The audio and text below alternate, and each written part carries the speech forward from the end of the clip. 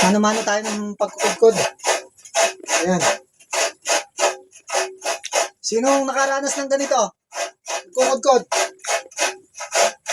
Lalabas ang pawis mo nito.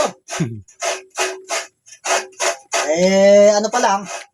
Umpisa pa lang. Gagawa po kami ng biko. Gagawa kami biko.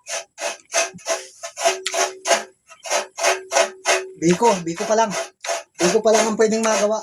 Alam, matagal talagang magkudkod. Ano ba naman? Dito naman kasi sa bukid, wala naman yung makina eh.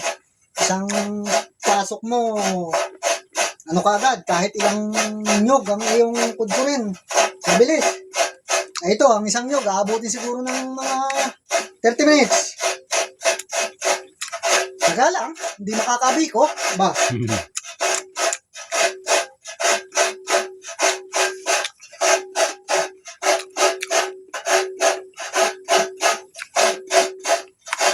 Ah.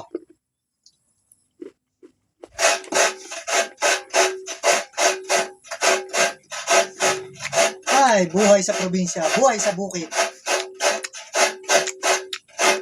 Gagawin ng lahat, makabiko ka lamang. Tutulungan kita pare. Ha? Tutulungan kita. Binabawasan ko yun. Ano?